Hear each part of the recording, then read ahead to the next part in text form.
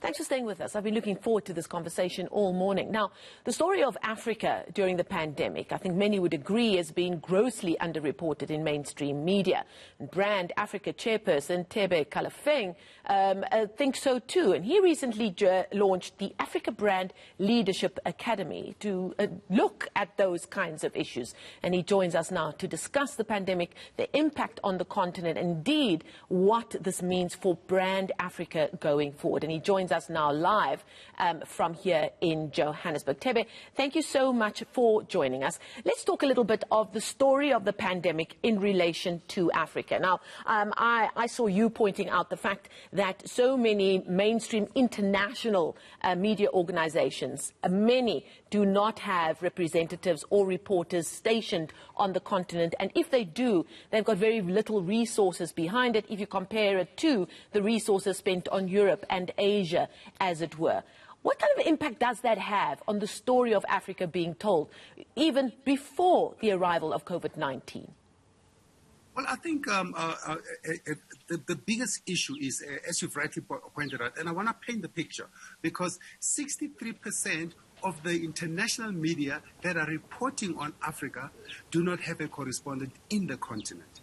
And for those who do report, only 1% of their content comes from African correspondents. So what that means in many ways, it means that the story of the African continent is not in the hands of African storytellers, who are the citizens, the business people, the creators, the everyday person who loves the African reality. So it means that our story is not narrated, is not told, is not articulated by ourselves. To me, that's the most profound issue with that point that you raised earlier. And then COVID-19 arrives. And I remember in the middle of our harsher lockdown, there was almost a shock or surprise, as it were, from reportage that we saw that Africa seemed to be dealing with the beginnings of the arrival of COVID-19 better than other parts of the world, because indeed in Africa we do have far more experience in dealing with outbreaks, perhaps not of this kind, but outbreaks no less. Do you think Africa has been unfairly treated in how COVID-19 has been reported on? Well, I think it's a couple of things. COVID-19 was either a curse or an opportunity for the continent, because from an opportunity it means that we now had to focus on our own continent ourselves to tell our own story. So if you look at what happens, what COVID has done, COVID has created some kind of a quasi-pariah state, a statehood, if you will, for every single continent, country and continent. In other words, everybody had to now focus on their own backyard. How are we going to get out of this COVID? So that's why if you look at the discussions now around vaccines and all those, it's everybody for themselves. So in many ways, the way it affected Africa is it affected on a positive side. It said, here's an opportunity to tell your story your own way. Yes, from a disease perspective or from a virus perspective, the fact that we have not been some people say we're not quite testing as much, we're not quite reporting as accurately and all those. It's just that we are telling our story our own way. Yes, there may be issues here and there, but in many ways what COVID has done is created, like I say, some kind of a quasi-pariah statehood for every single country in the continent and in the world, where we are all focusing on our own backyards.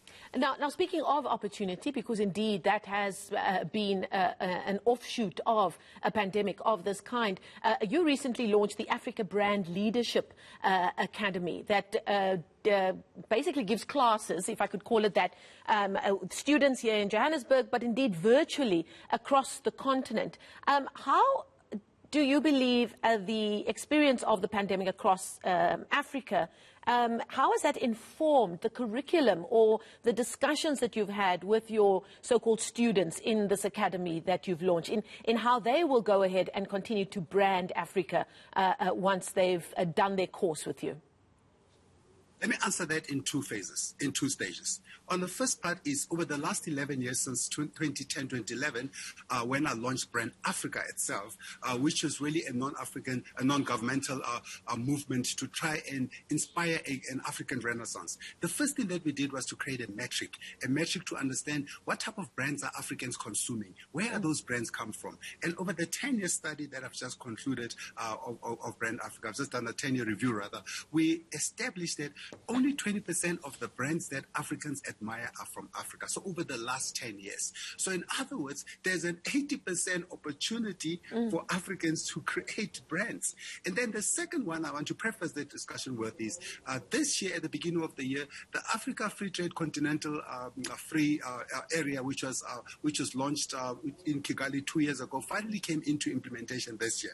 So and what it aims to do is to try and accelerate intra-Africa trade from 15 to 18% to 30% to 50% by 2030. So in other words, we're at 15, we're going to be at 50% intra-Africa trade, all in less than 10 years. So now you see, so there's an opportunity and there is an urgency. So where the Africa Brand Leadership Academy, ABLA, which I launched, which I started working on for many years, but I really brought to the fore this year.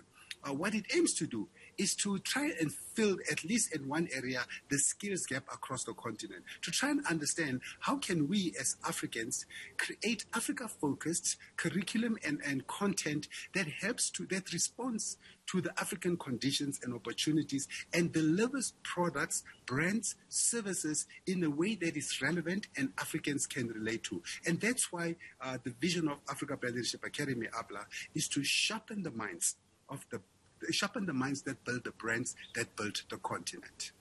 It really sounds like amazing work that you're doing. Just quickly before I let you go, you've been traveling, you're still traveling quite a bit in and amongst COVID-19. You were supposed to be in Kenya this morning and then I believe off to Ivory Coast.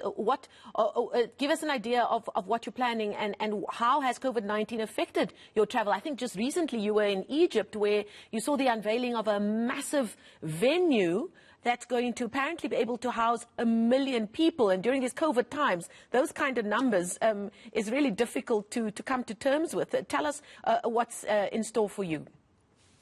Well, I think the one big, again, as I said, COVID has been an opportunity and a curse. From a curse perspective, people have we've not all been physically able to travel anywhere else, whether it's the continent or everywhere else.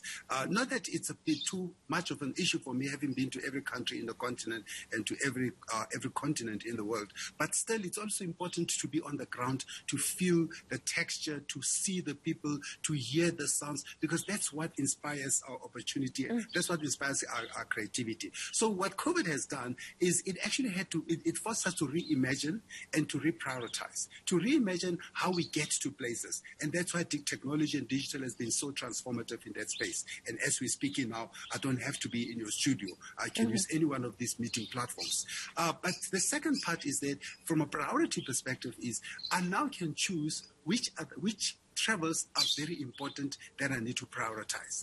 And on Tuesday at 6 p.m. at night, I'll be on stage in Ivory Coast to announce the top 100 most admired brands in the continent. I'm looking forward to that because we did two things with that. First, we did the standard, looking at what are the brands that Africans admire. Have we made any shifts from